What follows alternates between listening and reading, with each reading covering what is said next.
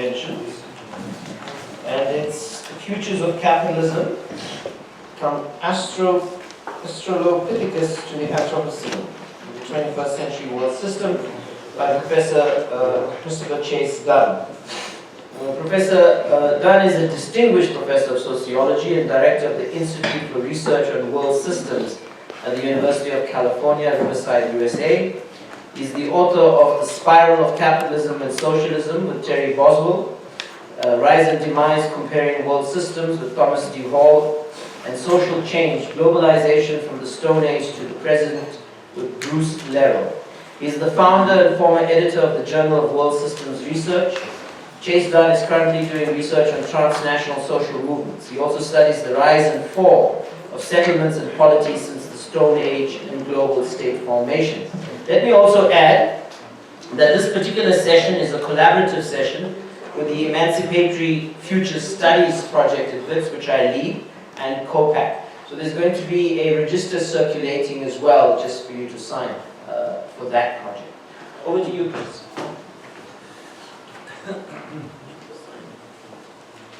Okay, here it is. I want to thank COPAC and Vish and all the people who work with him for inviting me to talk today. I'm going to sort of change the topic a bit here, but it's really the same topic. The main way in which I'm going to change it is by, so I also changed the title a bit from what Vish said, as you can see. We're not going to do Australopithecus. I know you're disappointed. I'm the only one here who actually cares about that. But what we are going to do that's a little bit like that is change the way we're thinking, the way in which we're thinking about time. And the reason I'm encouraged to do this is because one of the topics of this conference is to talk about futures. And what I want to do is talk about the future in a way that we don't usually talk about it, which is to think about it in more long-term perspectives. And what I've been doing for about the last 20 years is take the world system perspective that Patrick mentioned and that Emmanuel Wallerstein and Samir Amin and Andre Frank and Giovanni Arrighi developed, and think, how does this work before the modern world system? It turns out there were world systems all along, and that human socio-cultural evolution is the evolution of world systems. So I'm going to talk to you about that today, but before I do that, I want to talk a little about futurism. So, I'm mainly a sociologist, but I'm a social scientist. I work with a lot of different people in different disciplines. And I'm also an activist. I'm a Michael Borroway public social scientist, basically, okay? But these two things are not exactly the same thing, they're different. And I think Vish mentioned that I studied transnational social movements and stuff. I'm going to talk to you a little bit about that. And where I want to go with this is to compare the first half of the 20th century with the first half of the 21st century, some of which hasn't happened yet. So the time horizon I'm really going to focus on here is the next 30 years, which is important for a bunch of you who are younger. Also, if you care about your children and your grandchildren and all that stuff, right? But I'm going to try to think about the human species on Earth until about 2050 or 2060 in terms of an understanding of what already happened in the last 70,000 years, basically. Okay. So this is a little different dimension, isn't it? It's not what you've been talking about. However, what I could also do is spend my whole time reacting to what I already heard this morning. And I have a lot of ideas about that too. So actually what I'm going to do is a little bit of a mix. Okay? I'm not going to stick exactly to my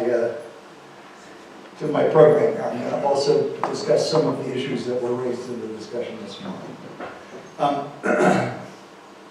So the first thing to say is that evolution is a weird word in social science and in politics, okay? Because for most people, it means biological evolution. And I'm not really talking about that. Although it's interesting and important, but it's not my topic today. I'm interested in socio-cultural evolution, which means how human societies went from being small scale, relatively simple in the sense of a simple division of labor and not very hierarchical, a lot of equality, to larger scale, more complexity, more hierarchy, to the situation that we have on Earth now. Okay? So we're talking about changes in scale. And the big idea here is that there have been world systems all along. World systems are nothing more than systemic interaction networks.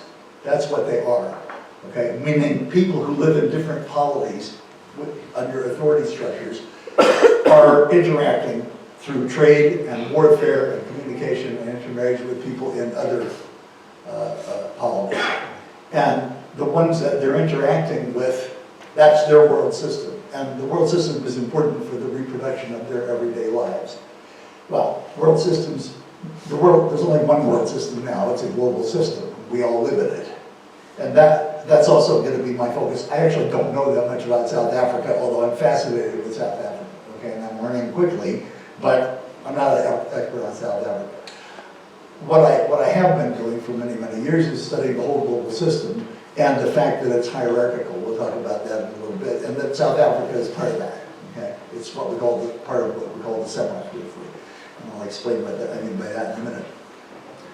But the first thing to say is that when you go back in time, world systems are smaller because transportation and communications technologies are different.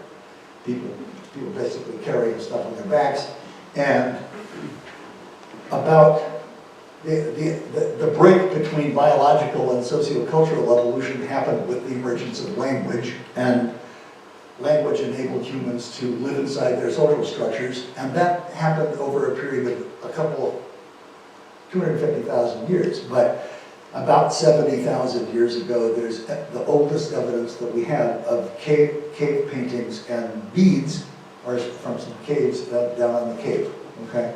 So once the humans start doing symbolic representation, they're really moving into a world in which, one, they're living in their own little virtual space called language, and they are able to invent institutions and learn and pass learning down to their children and do the things that make complexity possible for humans, okay? So that was a huge break. The emergence of socio-cultural evolution. Now that's the thing I'm talking about. I'm going to talk about social structure and institutions and technology and all that, and how that evolved. But the big picture is we went from living in not very complex, small-scale systems to, and not very hierarchical, very, very egalitarian systems to what I do with the world system perspective is I compare the global system that we live in with earlier, smaller systems, but really small ones, middle-sized ones, and big ones. That's what I do. It's a comparative perspective. The advantage is for a social scientist is now you can compare cases, whereas if you try to understand the modern world system, there's only one case. So the comparative method is a basic method of science, and when you looking at human socio-cultural evolution in terms of world systems is a huge advantage in terms of the ability to not only describe what happened, but to explain what happened, which is also what I'm trying to do. Okay, got it hot in here. I just had some tea. So one of the big ideas that the world system perspective people invented was the idea that the global system that we live in is a hierarchy, okay? And in social science, we represent hierarchies as a pyramid, but this pyramid is a whole world system, okay? And it shows that there's a hierarchy of polities. Now, the real reality is more complex because it's not just polities. There's a lot of transnational stuff going on in all human systems. But what I notice about this hierarchy, and we study the contemporary core-periphery hierarchy, I already mentioned South Africa's in the semi-periphery, okay? And we can talk more about this if you want to later. But the big insight is that core-periphery hierarchies emerge. So if you go back far enough and study small-scale world systems, they didn't really have core-periphery hierarchies. What happened was the invention of techniques of power that allowed some polities to extract resources from other polities, from people a long way away, both transportation technologies, but also governmental institutions and communications institutions and so on. And so core periphery hierarchies emerged, and we can study that. Okay, I wrote a whole book on a world system in Northern California. Are you still with me here? Before the Europeans got to California, there was a world system of sedentary foragers, hunter-gatherers who lived in permanent villages. And they were interacting with one another. They were making war, some war. There was a lot of trade, but there was not very much in the way of hierarchy. There was a mild core periphery hierarchy between the valley people and the hill people. But really, the hill people weren't being exploited and dominated by the valley people. They were just different. And they both made fun of each other and all that, okay? But there was no real exploitation and domination. The valley people were slowly expanding into the territory of the hill people because their population growth was a little higher, but they really weren't conquering anybody and all that. So it was a little kind of egalitarian world system of sedentary people. You can also study nomadic people as world systems because they used the space of the earth in systematic ways, but I'm not going to talk about that because even though I'm fascinated with nomadic world systems, I suspect that you don't care too much about this, but let's keep moving. Okay, I wrote all this up for upper division undergraduate courses in this textbook, which basically tells the story and provides the theoretical perspective that's for use in social change classes in sociology, but really it's in English and anybody can read it. So what I'm going to do is tell part of the story that's in that book today, and then do the thing about thinking about the future and comparing the 20th century and the 21st century. This is kind of a map of what happened on Earth over the last 5,000 years. I said world systems got larger. One of the things that's always systemic, it turns out when you look at the idea of systemness, there's different kinds of interaction, and some of them are less systemic and some of them are more systemic, but warfare is always systemic, okay? It has huge implications for what we're doing here. We have to defend ourselves, and sometimes we are involved in a polity that's going out and conquering other people, and so on. So it's geopolitics, basically. It's international relations or international systems like political science study, except that this has been going on all along. And when we go back, this only starts about 5,000 years ago. What we see is there was the first cities and the first states emerged in Mesopotamia and Egypt, and there was a political military network, a network of allying and fighting polities in both of those regions, and they were not that far from one another, but for a long time they were largely separate. They weren't engaging in warfare with one another, and so it was two different systems by the definition of this guy, David Wilkinson. And then about 1500 BC, those two things came together because the states got bigger and they started fighting and interacting with one another. Okay? We know historically when this happened. And then that system kept getting bigger, and it's the system that we now live in. We call this the central system, okay? Or Wilkinson calls it central civilization because he uses the word civilization in a weird way. But basically, you can start at different points, but if you start with where cities and states first emerged, this is the time map that you get. So time, 3500 BC is up there, and 2000 is down here, okay? So time is going down. And the system is getting bigger, and we're here. So we're living we're living in this central system. Now I use this as a case. Okay, it's a tricky case because it keeps changing its spatial scale, and I'm stuck with the problem of having to figure out when it did that, and when it incorporated the rest of the world. I pretty much use Wilkinson's decisions about this. So I said you could start in different places. This is showing what happened with the central system and the East Asian system, okay, which was a separate system until the Opium Wars of the 19th century. So it had a similar history. And there's also the thing I hear about trade networks are bigger than political military networks. So people start interacting with other people through trade before they start fighting and allying.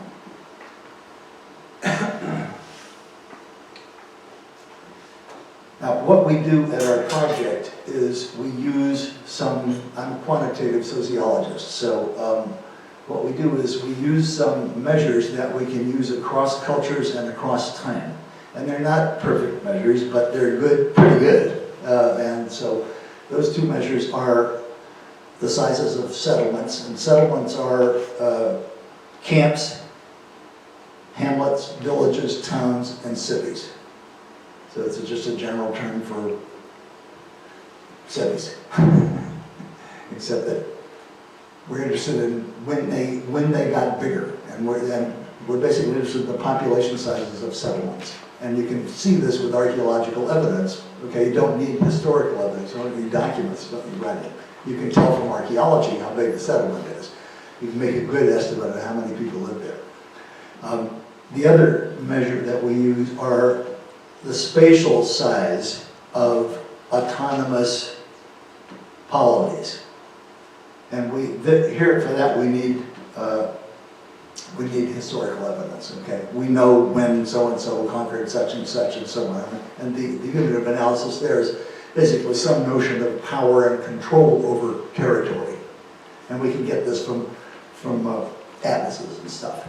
So and then we're focusing on the largest polity in terms of territorial size, and the largest settlement in a world system.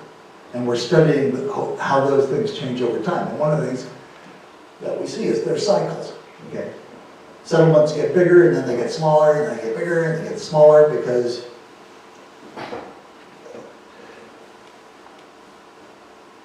maintaining a large settlement is hard, it's tricky. You need a lot of food to feed the people who live in the settlement. And a lot of things change.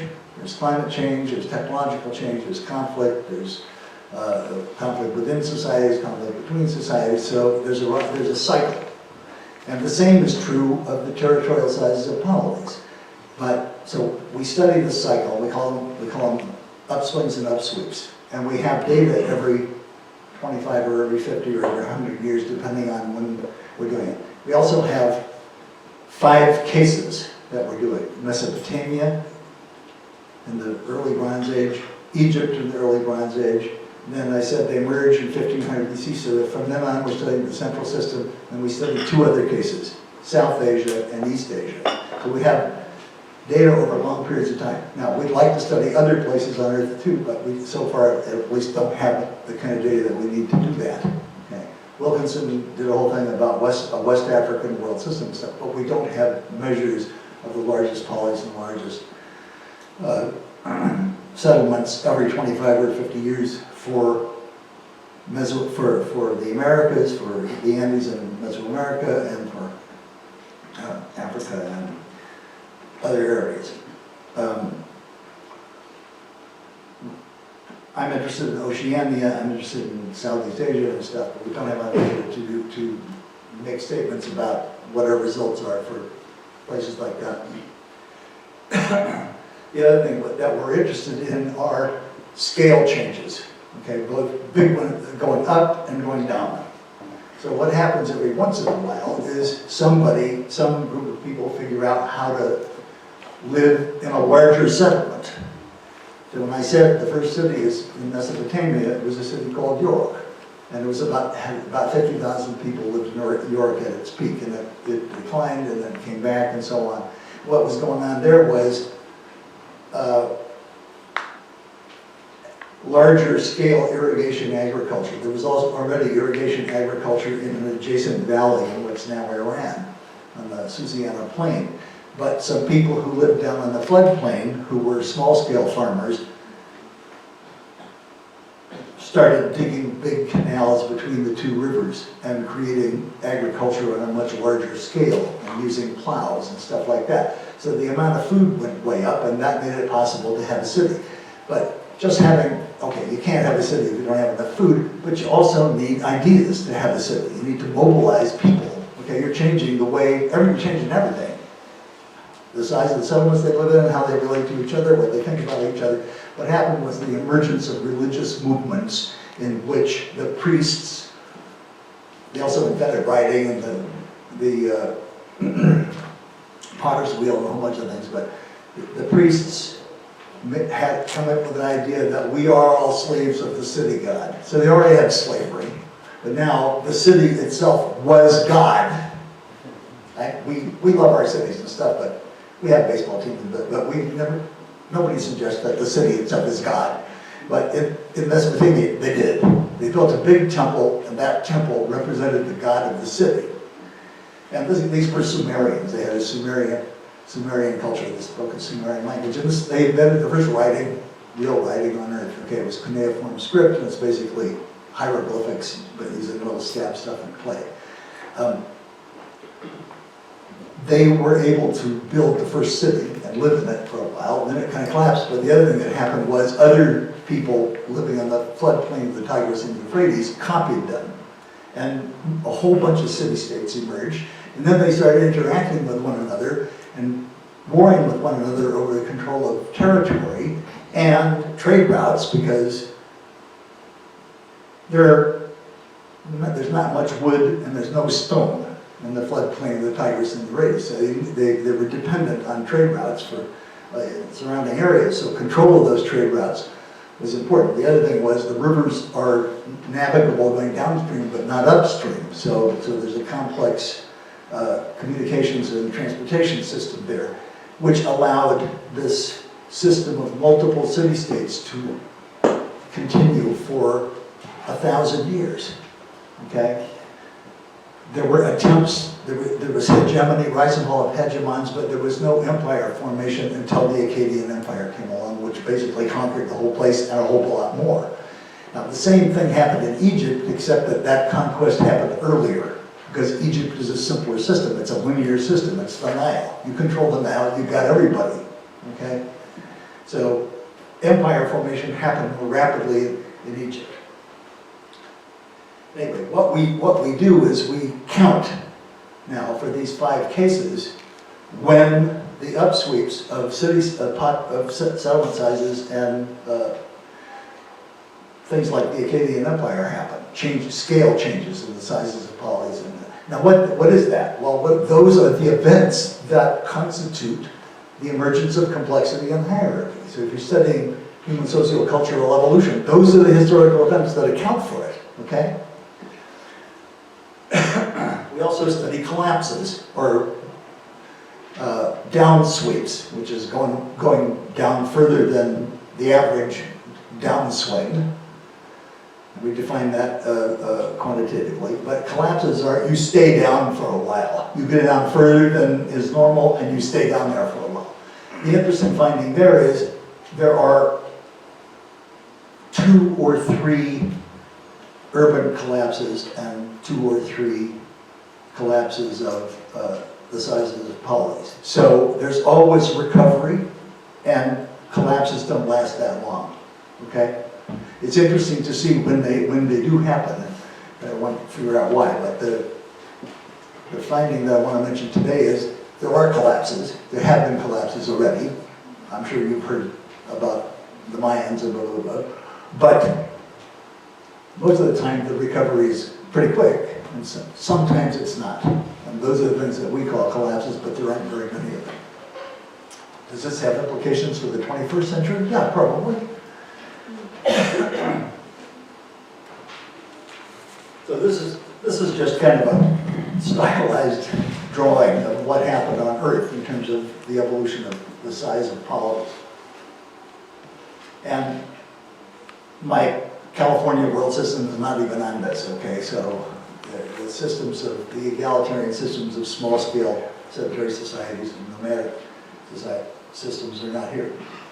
But chiefdoms are hierarchical systems in which kinship is still the discourse about obligations and power and everything, but what happens in chiefdoms is the emergence of kin-based hierarchy, okay, the ranking of lineages. So before that, lineages are all equal, families are equal, but what happens with chiefdoms is the mention of ideas that there's a class of sacred chiefs, and they're the most senior lineages and so on. That allows for more hierarchy, but it's still based on a discourse about kinship. Okay, the reason you owe obligation to the chief and stuff is because he says that you're related to him, or something like that. People make up stories about who they're related to. Chiefdoms rise and fall. One of the things you see already with chiefdoms, and there's a big archaeological literature about this called cycling, is that chiefdoms go through cycles of rise and fall, just like empires and just like modern hegemons, okay? Because some chief figures out how to make alliances with a bunch of other chiefs and get them to help him with war against other chiefs and so on, but then you get overshoot, you get too much inequality, and the chiefs start trying to extract more resources from the commoners than they have, and then the whole thing kind of falls apart, and there's more warfare and so on. And so there's cycles of the rise and fall of chiefdoms. States are also like that, empires are like that, and modern hegemons are like that. But as you'll note, there is a trend here for polities to get bigger. But it's not just an upward trend, it's an uneven upward trend, okay? And we're going to talk about some of this stuff at the end, because the modern world system has already experienced a bunch of this. And when I talk about the future, I'm going to say we will get to global state formation, but I'm not sure if we'll do it within, say, the next 1,000 years. And that assumes that we're going to survive the 21st century. I think we will, but who knows? It's possible that we won't. Okay, so this is not just me drawing a picture. This is the representation of actual quantitative estimates of the sizes of polities for the central system since 1500 BC, which is when Mesopotamia and Egypt came together. And these are some famous empires. A bunch of stuff happened before this. Okay, I already mentioned the Akkadian Empire, which was the first big empire on Earth. The 18th dynasty in Egypt was pretty big, but then it there was a lot of wobbling around. Then came the Assyrians, okay, the Neo-Assyrians. And they conquered a huge chunk. They conquered Egypt and made a really big one. Then that collapsed, and then the Persians came along, and they did the same thing, except even bigger. Okay, these are the Achaemenids. And then there was some other stuff that went on, and then a kind of a decline, and then the rise of Rome. Now, the rise of Rome is interesting because it's a move away from the old Near Eastern or West Asian original core of cities and states. It's a move toward Europe, toward the West. And one of the interesting things about the central system is the center keeps moving, and it keeps moving west. Okay? So there's something about uneven development here where the old cores can't figure out how to restore themselves adequately, so some new people out on the edge do it. The Romans were Latin farmers who lived in Italy with the Etruscans, who were city people, who built cities up on the top of hills, and the Etruscans were probably migrants from the old core. And they brought writing and all that stuff with them, and a more hierarchical political system. The Latins saw them and they figured out, we want to do something like that too, so they did it. They created a state. They're basically less hierarchical farming people who reinvented the notion of a state. And then they conquered the Etruscans and all the other Latins and then the rest of the known world. Okay, this was the Energizer Bunny that just kept on coming. And every time they ran into problems, which they did run into, they figured it out after a while, and then they just kept going. Okay, this was a big-ass empire. And the other thing that's interesting about the Roman Empire is how long it lasted. Most of them don't last that long. That would last a long time. Okay? They solved a lot of problems. They solved a lot of political problems, a lot of technological problems, and so on. And they sucked up. How am I doing? 20 minutes. I better keep going. All right, why does this happen? Here's the answer. This is the explanation, okay? It's basically a structural demographic model of why complexity and hierarchy keep reemerging. And it has to do with contradictions between population growth and population pressure and the available resources and environmental degradation, and then people fighting over stuff so that they get sick of fighting. Sometimes they move to new areas, so this explains the human migration, which is a big, long story. But also, sometimes when there's a lot of fighting, they get tired of fighting and they're willing to go along with somebody's claim to be the new leader, the king. And the king resolves a bunch of these problems. So this is the functional theory of stratification. The king provides peace, the king can mobilize resources for investment and increase the food supply and stuff like that. But the problem with that is it causes the same thing sooner or later that made the whole thing start to begin with, which is population growth. Right? If you have more food and so on, and you solve a bunch of technological and political and economic problems, it creates a situation where people can have more kids and more kids survive, and they do, and then you get overshoot and all that. And so you get these temporary collapses, but then it starts up again. Now, this we call it the iteration model because it goes around and around, but it's a spiral. That's how we ended up with complexity, with the kind of complexity we've got. There's another thing that happens, and it's the thing you're probably more interested in, but we need to remember this because we're still on this Ferris wheel, okay? The other thing is the whole logic of social reproduction changes because of the evolution of modes of accumulation. Okay, most of you are Marxists, I'm a Marxist too. What happened was there was a kin-based mode of accumulation. It was basically like a family that was everything, and was the equality in the education system and the political system and the.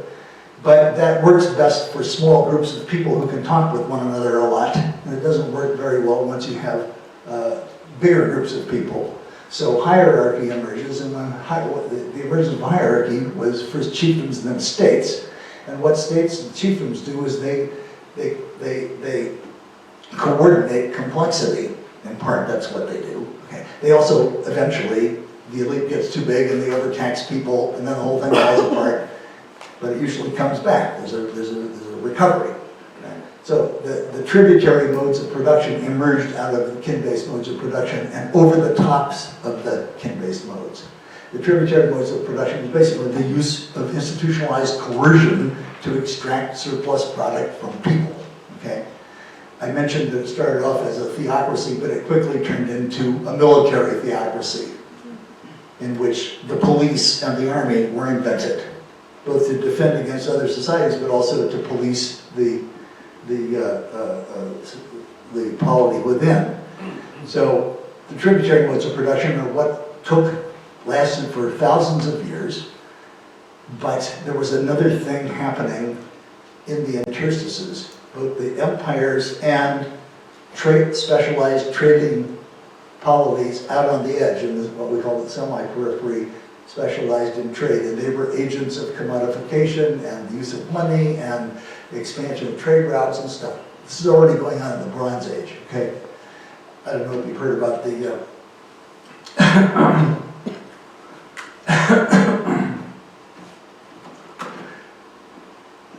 these trading societies are usually seafaring people, maritime people, but not always. So there was before the Neo-Assyrians, there was the old Assyrian city-state. It was basically a city-state up on the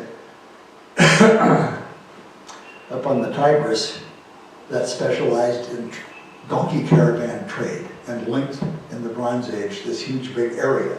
Okay, so what's going on is you're getting a world system with different people doing different things in it, and these semi-peripheral city-states are capitalist. Okay, they're accumulating based on the production of commodities and trade, and they eventually get into manufacturing. Okay, so the Phoenicians are the big example of this. Okay, they're specialized trading people who also do production.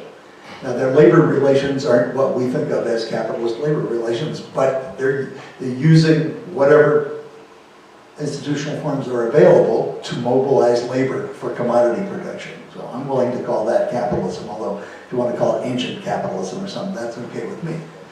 But what happens is they are agents of the expansion of markets, and the empires start becoming more commercialized too.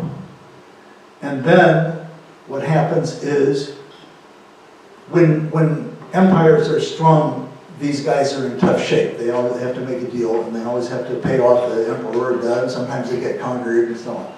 But when there's collapse, when the state systems fall apart, then they really, it's like South Africa now, what he was talking about earlier. And when the core goes down, it's a great time to do some business stuff. So they flower when the tributary state system is weak.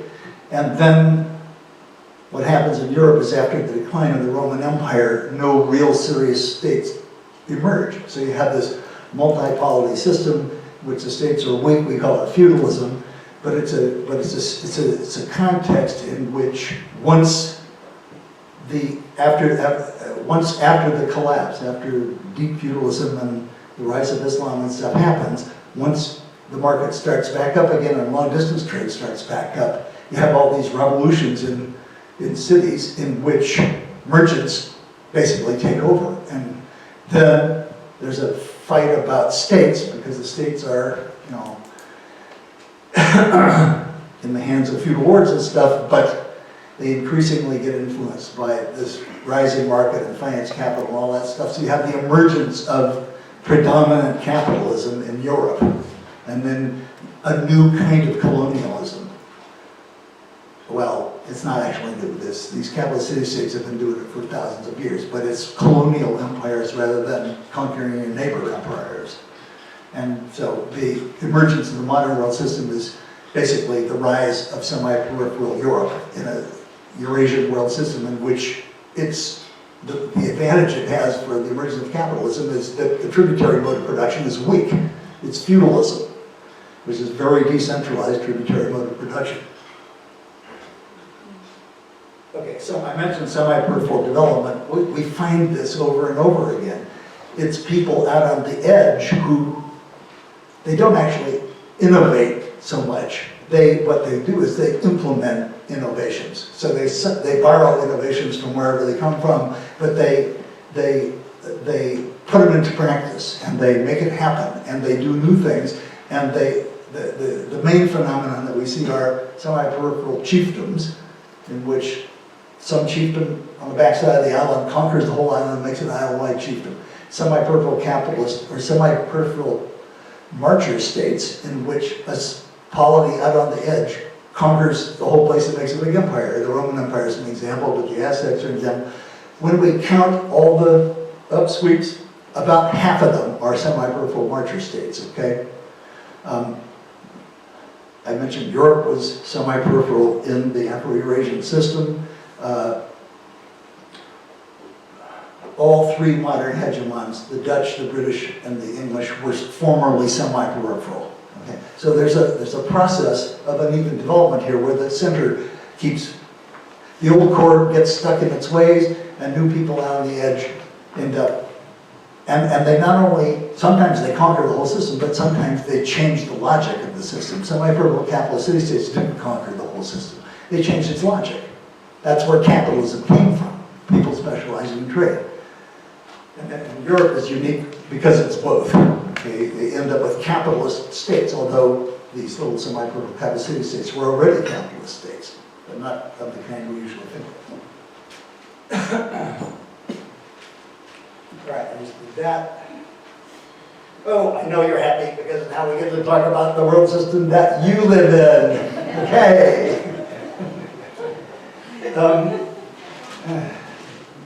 Okay, the thing to think about the modes of production thing is they last for a long time. And even though capitalism has been around for thousands of years, it didn't become predominant until the 16th century. And then it kept evolving and getting bigger, right? And expanding and getting deeper and so on. That's the history of the modern world system. So the idea that capitalism is going to end pretty soon, I mean, a lot of world system people say that it is, or actually what Wallerstein said was that we're going through a period of transition, there's a lot of chaos, and two things could come out of this. Either some kind of socialist world system, although he wasn't real explicit about what that might mean, or the reemergence of basically a tributary empire, global tributary empire, or tributary states, nation states. So he didn't say which of these things. All I said was, there's going to be a period of chaos. Well, okay, it looks like he was right about that, but what we don't know is what the outcome will be, okay?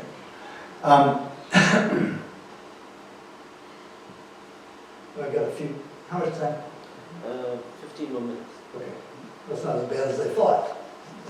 All right, so this is interesting. This is just looking at the modern world system in terms of its expansion in terms of colonial colonies. So these are European colonies since 1405. 1405 was Ceuta. It was the first Portuguese colony in Africa. It's right across the Straits of Gibraltar from Portugal. It's the Portuguese are starting to go around Africa. Why were they going around Africa? For fun? No. Because they wanted to take the spice trade away from the Venetians. And they were funded by the Genoese, finance capitalists, who said, okay, that's a good idea. These guys have a monopoly on the spice trade, let's bust it. And they figured out how to do blue water sailing, and they started, and they went all the way around Africa, and they went to the East Indies, and they did it, okay? They went to the source of spices. So this is, you know, why Wallerstein says the 16th century was the beginning of capitalism. It was also armed trade.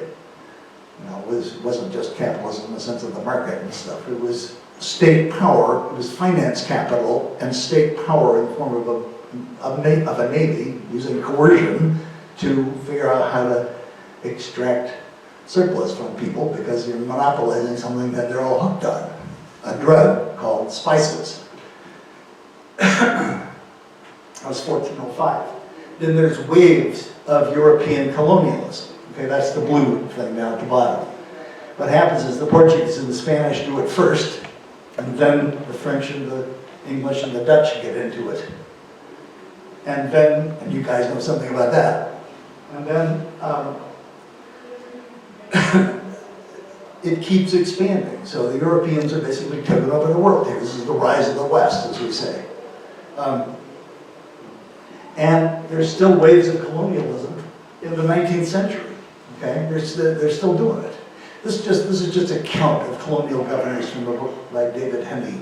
Okay, so each colony just counts one. We don't have any notion here of how big the colony was. We just know how many colonies there were. And that's what enables us to see this. The other thing this shows is when they got sent home. The colonial governor got sent home. How did he get sent home? Well, he got retired, another colonial, no. This means decolonization, okay? He was thrown out, he wasn't just sent home. And as you can see, there's two big waves of that. The first wave is the decolonization of Latin America. Okay, it's Simón Bolívar.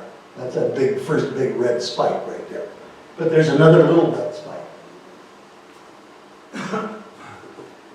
Right there. Does anybody know what that one was?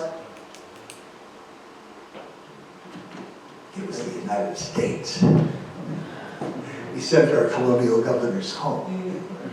See ya. And we don't want to go along with the bit about the king anymore either. We're not doing it. So this is the beginning of the end of monarchy. Right? I'm going to talk about world revolutions in a minute, but the other big point here is decolonization is another big wave post-World War II. And that's what's happening is the European interstate system, the European system of sovereign states is getting extended to the global south. That's what decolonization functionally did, right? Create sovereignty in the global south. Now we all call it post-colonial, all this stuff, but it's better than being a formal colony of somebody, isn't it? So, maybe we can think of this as progress, I don't know. So imperialism changes its form.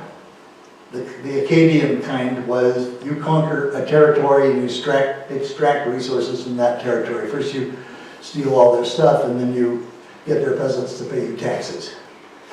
Colonial empires are, you don't just do your neighbors, you do selected spots in long distances away that facilitate profit making. Okay, that they're transport nodes and they're places where there are resources that you need that fit into your mercantilist division of labor. Neocolonialism is, well, we know what that is. I'm going to presume that you do. Colonialism goes away, formal colonialism, but there's still a core periphery hierarchy. But it's organized in a different place. It's not organized as colonialism anymore. It's organized as the International Monetary Fund and the World Bank and all this stuff. And 782 military bases that are under the control of the United States. That's not colonialism. Well, but it's something, isn't it? Yeah. Call it something. You can call it a global empire if you want to. It's fine with me. This is just a measure of the ratio of national GDP per capita to global GDP per capita since 1500, and it shows the three hegemonies that are part of the world system literature.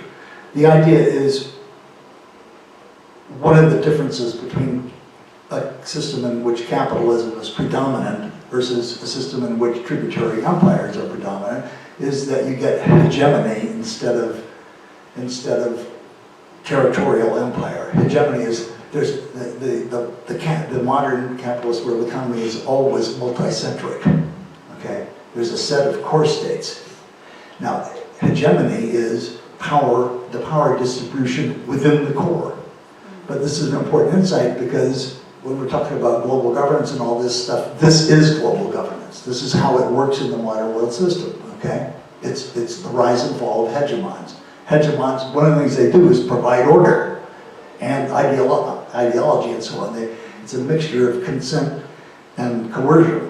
And they have ideas about how what we're doing is good for everybody and so on. You can't just do it based on coercion. It doesn't work. You have to have economic power, and you have to have ideological power, and you have to have political power. So some of this involves consent. And everybody doesn't have to consent, but enough people do, or else it just doesn't work.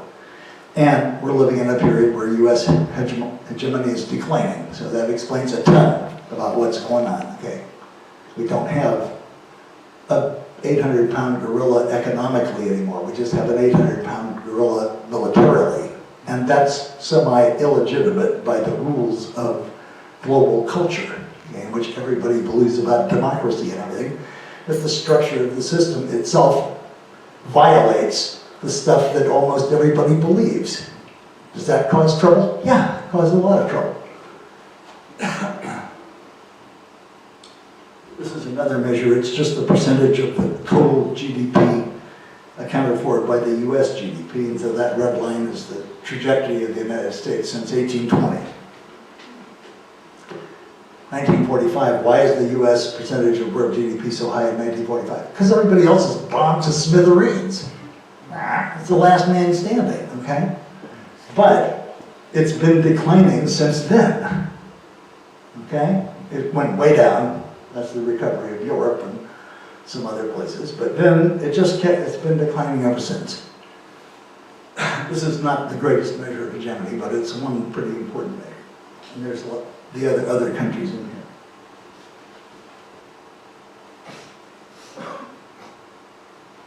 So we're all interested in global inequality, I am anyway, but there's a lot of misinformation about what's going on. Bill Gates thinks that there's more global equality because of the rise of India and China. And what's true is, if you look at between country income inequality, it's gotten less because the GDP of China went up and the GDP of India went up.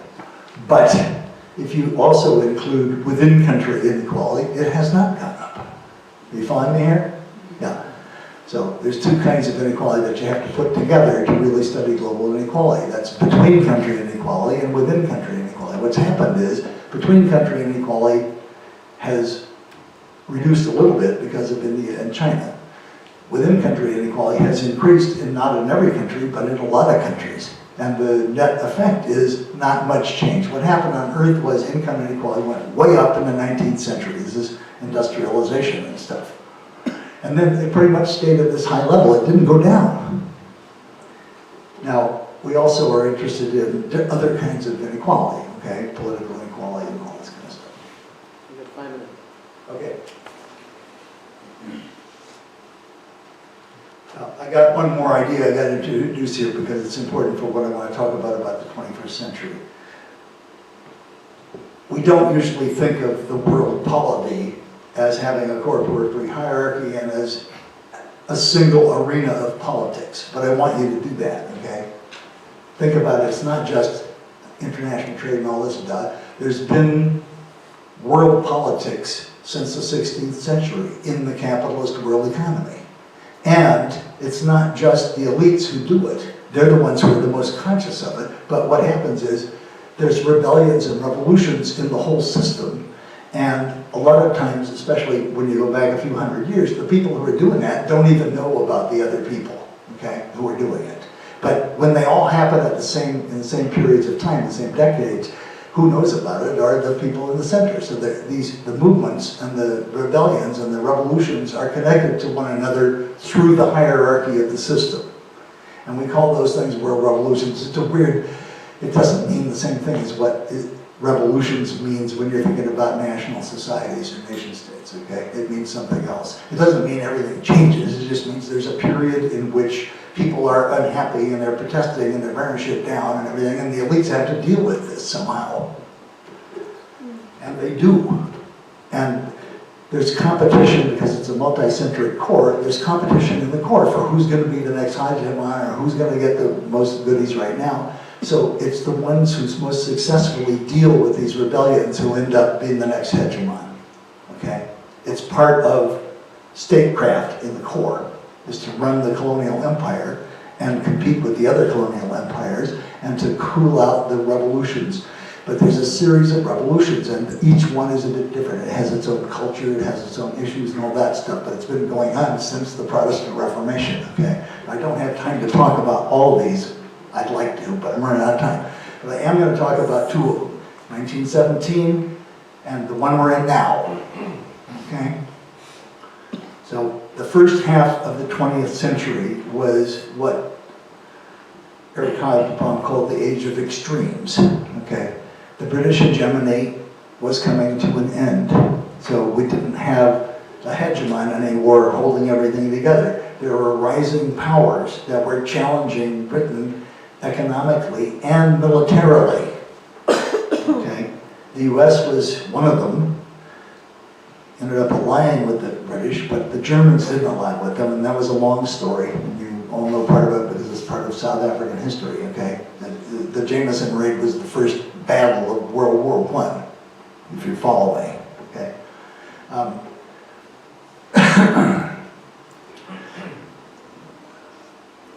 The World Revolution of 1917, the left part of it was about the labor movement. It was socialism and communism and anarchism and the rise of capitalist industrialization and then the rise of the working class that did get itself together, okay, sort of, and created political institutions that could actually contend for power, and scared the S out of the capitalists because it told them that they were going to lose all their property. So if you want to make capitalists unhappy, tell them they're going to lose all their property. And then they get really nervous, which is why they supported fascism. Okay, it wasn't fascism didn't come out of capitalism, but the fascists were smart. They came out of the left. Okay, they were populist movements that came from below, but they made alliances with landowners, with the global right, basically landowners and some capitalists, not all capitalists, who were afraid of the global left. So there's an interaction going on between the center and the right and the left, and the right keeps reinventing itself just like the left keeps reinventing itself. And there's a global political system of left and right that emerged in the French Revolution that keeps changing, and we have to understand that in order to understand our own situation. Because the interesting comparison here is between what I was just describing and now, and what's been happening in the world since the year 2000 or 1994 or whatever. We are also in a period of hegemonic decline, but the US is still the global superpower. It's not like the pre-World War I situation yet. The pre-World War I situation is England had a lot of power, but it wasn't a monopoly of global power. The US basically has a monopoly of military power right now, okay? Nobody can seriously challenge the military power of the United States. You'd have to be stupid to do it. But that's a very unstable situation because the whole thing is based on the ability of the US government to print world money. How did that happen? Well, that is the remainder of US economic hegemony. Okay, everybody thinks the dollar is great. The dollar just went up because people got nervous and they think it's gold. It's not gold, it's being printed on paper by some people in Washington. Okay? So the US is basically living on this. We don't have to pay very many taxes in the US. Taxes have gone way down, yet we have the biggest military on earth. How the hell can you do that? It's really expensive to have a big military. So this can't last, because as soon as people figure out that the US dollar is really just paper, and the whole thing falls apart, and the financial bubble collapses and all that, there won't be and then they try to raise taxes in the US to pay for a global military. Frankly, it's not going to happen. So this is not a stable situation. Right now it's very stable in terms of the danger of interstate war, because there's no serious real players. It's actually a good thing if you like the idea of the human race surviving for a while, because we could eliminate ourselves. Okay, we could. That one of the possible futures is we're gone. We have enough nasty weapons to kill every human being on Earth. Probably that won't happen, but it is a possible future. I didn't list it in my list of possible futures because I'm more interested in probable futures. So this is what the core periphery hierarchy looks like now. And I had some questions about this in my talk yesterday, and I'm going to keep going because I'm running out of time here, but if you want to talk about this later, I can.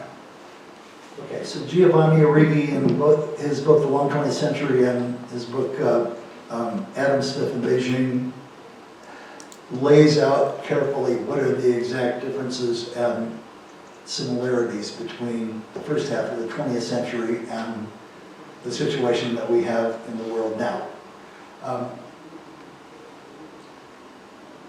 There was a lot of similarities. There was a crisis of capitalism that's already been mentioned, and then there was this geopolitical situation. But that was both similar in the sense that there was a declining hegemon, but different because the hegemon wasn't as big. What happened with the evolution of hegemons is they kept getting bigger. The Dutch weren't very big at all, okay? They were basically leaders in capitalism, but they weren't dominating the world economy. They're just a tiny little thing. What they were doing is inventing institutions, like the stock market and this kind of stuff. The British then combined hard power with capitalist power. And then the US did that too, okay, but on a continental scale. So now you got an 800-pound gorilla hegemon. This is the evolution of global state formation, except we haven't gotten there yet, okay? And it's based on both economic competition and military competition. So the idea that capitalism is just economic competition is wrong. It's not. It's both.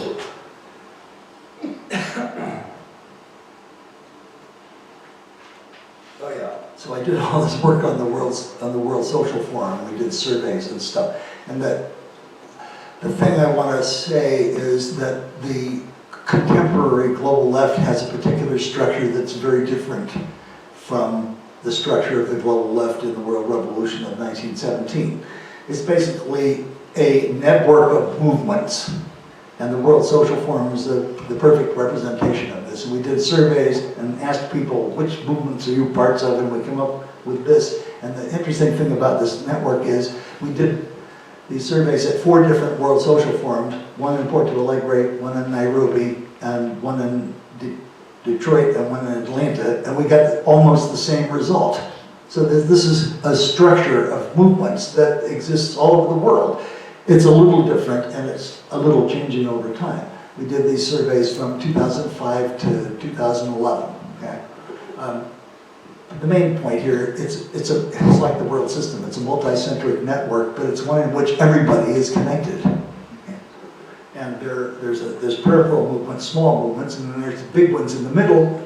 And the interesting problem, as far as I'm concerned, and what I want to mainly talk to you about if I have time, is how can we make this a coherent global left that can not just mobilize prefigurational co-ops and stuff, but that can contend for power in the modern world system, contend for power, meaning deal with the real institutions of power and empower people and fight and struggle, okay?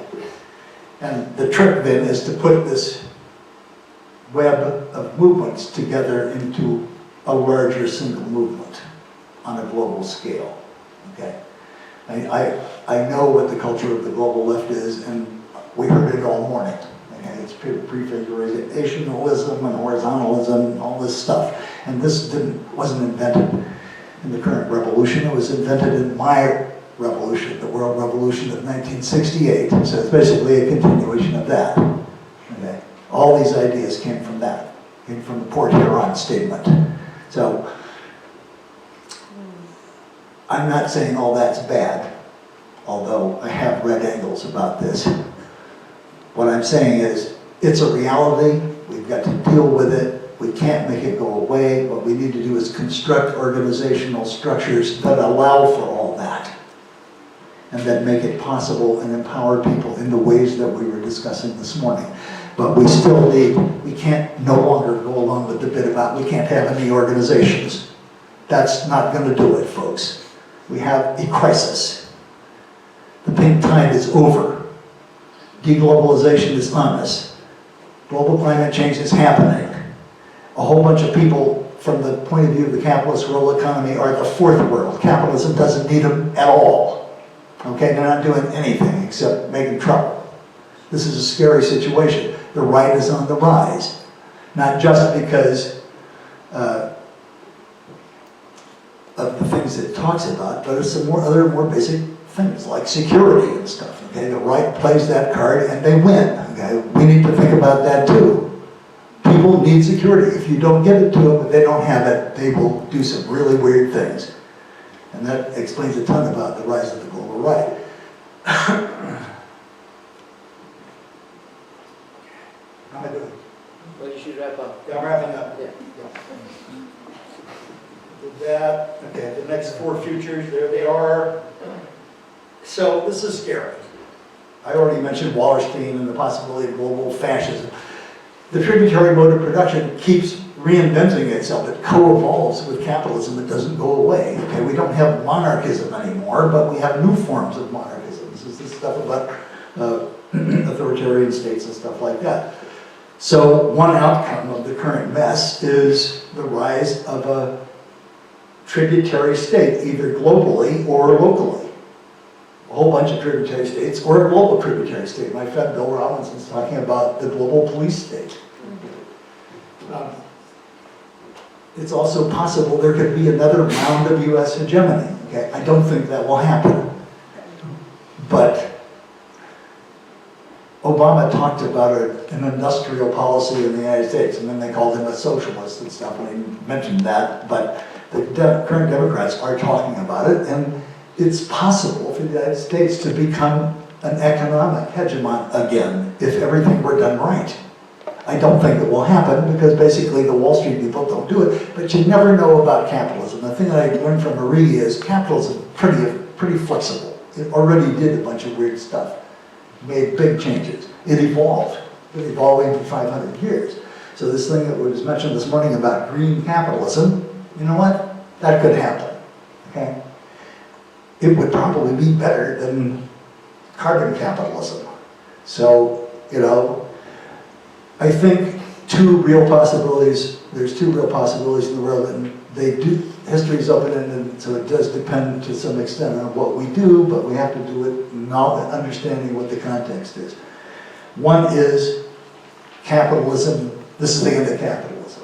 Okay? Can't fix these contradictions, even though they've fixed these same contradictions before.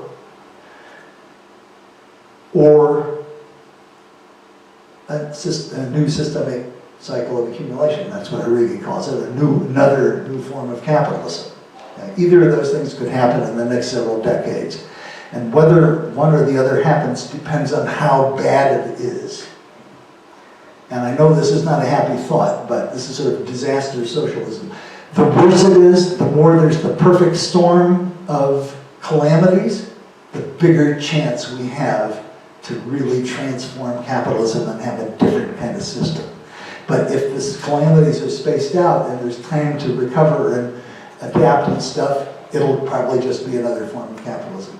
I know this is a little, I shouldn't even be saying this, but I'm going to tell you, okay? I think that's right. All right. So what the left should do. Moving right along. Oh, I better mention this. I think the climate justice movement has the potential to be the movement that integrates all the other movements, okay? But there's several other possible alternatives. And how this plays out is going to depend on what we do, but what other people do too. The climate justice movement has a potential to be the issue that brings all of our stuff together, but it's also complicated because there's the capitalist version of the response to the climate justice movement, and it has interesting class implications. It's really different from the World Revolution of 1917, where they were all scared they were going to lose their property because of the left. In this case, a bunch of them, mainly the techies, are going to be progressive and so on, and they're going to have to think about a popular front with progressive capitalists and things of that kind. The other thing I'll say about the rise of neo-fascism, Vish and I are working on a special issue of the Canadian Journal of the Canadian Review of Sociology about neo-fascism, and we've been writing about this. He's writing about South Africa, and I'm been thinking about the emergence of the global right. But here's an irony: in the 20th century, the global right was largely a reaction against the global left. In the 21st century, it's just the opposite. Okay? What's going to cause us to get up off our butts and stop moaning about Stalinism and shit is the global right. We can't afford to deal with this by just doing our little utopian things and stuff. We got to mobilize people and create political parties and actually contend for power. Because why? Because we're competing with some really badass folks. And we can't let them win. We can't. Or else democracy and all that stuff is down the tubes. So, this is real. The vessel. The vessel is we can't call it a party because the activists don't like parties. Okay, I know these people. I know the young ones. They're basically anarchists, but they don't even know they're anarchists. Okay? So we're going to call it something else. We're going to call it a party network or the vessel or something. I don't care what we call it. Okay? But it needs to understand the culture of the left, which is all this stuff about pre-formation and utopian communities and all this stuff, and not say that's bad and we're doing something else, but figure out how to coordinate these things and turn them into a global social movement and a global a set of global political organizations or a single global political organization that can really contend with power on a global scale and help people at the national level and at the local level. Okay? So there's a paper that Rebecca Alvarez and I wrote about this, but there's a big discourse going on. This thing that was mentioned earlier about Samir Mead's idea of a fifth international and so on. We just did, Globalization just published a bunch of essays on this. There's a meeting coming up in Nepal where people who worked with Samir Mead are meeting to talk about his idea of the fifth international. And there's a bunch of people in the EU who are talking about this, but as usual, it's two different conversations. So these things need to be put together because we don't want to have one global party for the global south, another global party for the global north, and all that. We need to figure this out, folks. And I think there is a possibility to do it, but who knows what will happen. All right.